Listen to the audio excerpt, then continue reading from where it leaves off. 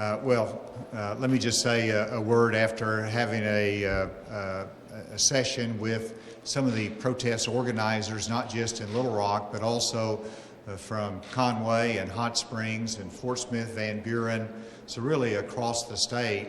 And they came and we had scheduled an hour-long meeting. It went an hour and 45 minutes, and it was very important for them to express to me as governor their frustration, their anger, their disappointment in some areas, and so we had a long conversation about how the protests have been handled, about the police response. I think once we started also talking about some very concrete steps that should be taken, one of their great concerns is the criminal justice system. It's the training of police, it's the accountability of police, and of course I have a law enforcement background. I've worked with them, I have great respect for them, I know the dangers they undertake, but it also is important when we see what happens in Minneapolis, but has happened in the past in Arkansas, that we have the right level of discipline, training, certification for these officers, and whenever they don't do as they should, there should be accountability for that.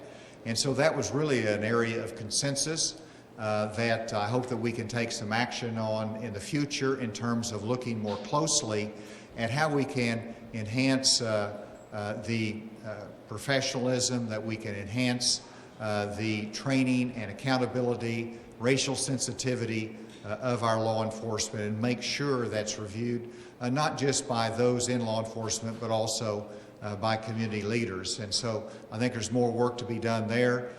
They also asked to meet again, and so I expect that to be scheduled in the future. I hope that this is productive in terms of broadening understanding, having more appreciation. I know it does for me, that I'll understand more of what they're going through and what their challenges are. And it was important for me as governor to be there and listen to them today. Is there any questions? Yes, so there's been Confederate monuments that have been taken down in Alabama, Virginia, and Florida following these protests. And right now there's a petition here in Arkansas to take down the Confederate monuments at the state capitol. Do you have plans to do that, and do you feel the pressure to do so? You know, that was a topic that didn't come up in the conversation.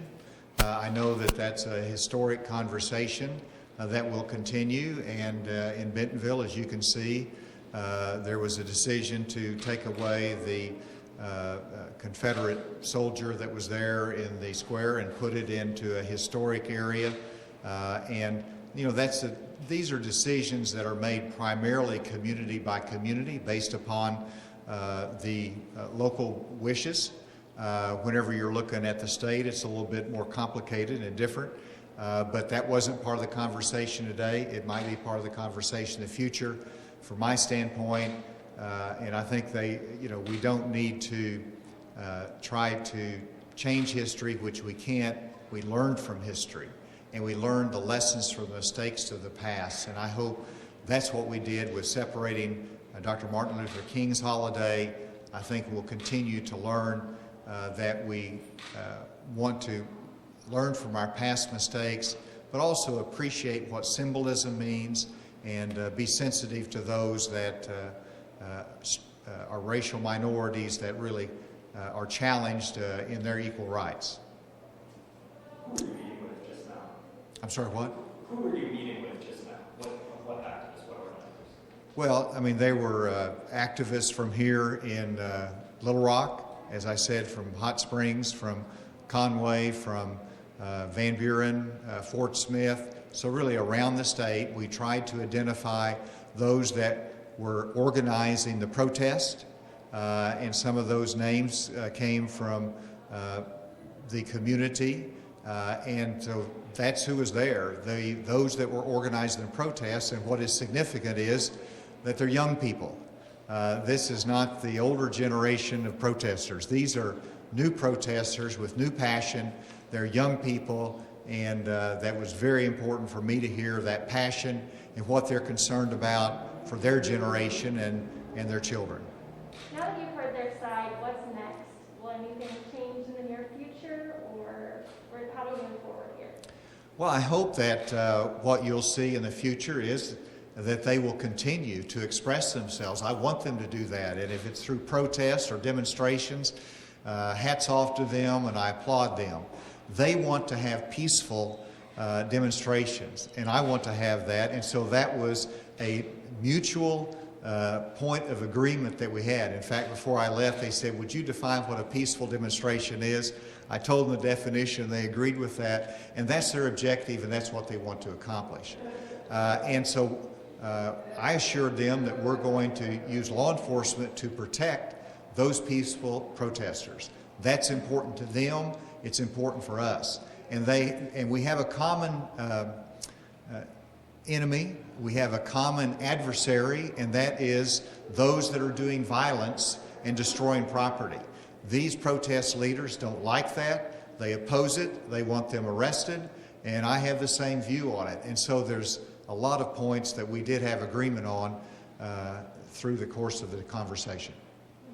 All right, thank you all. Governor, do you think it was a mistake to use tear gas during the first 3 days of protests in Little Rock? Because as we saw, the protests kind of got larger and more unruly after tear gas was used, and then on the nights more recently when tear gas was not used, they seem to get smaller, a little bit quieter. I'm just wondering if that's something you discussed with the activists, or if you have any second thoughts about that.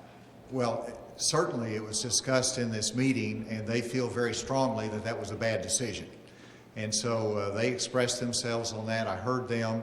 I think there's, and you're right, that the last couple days, last 2 nights I believe it is, we had a very strong law enforcement presence and no use of tear gas. And so I think what we learned is that it would have really been good for us to have a stronger level of communication with the protest leaders in advance. I think that we could have had a better understanding and a better way to manage it and come to these common goals. So probably some lessons learned there, and but I took responsibility for it. I directed because I wanted to protect property, but I think there could be probably improved communication in advance on some of this. Thank you all.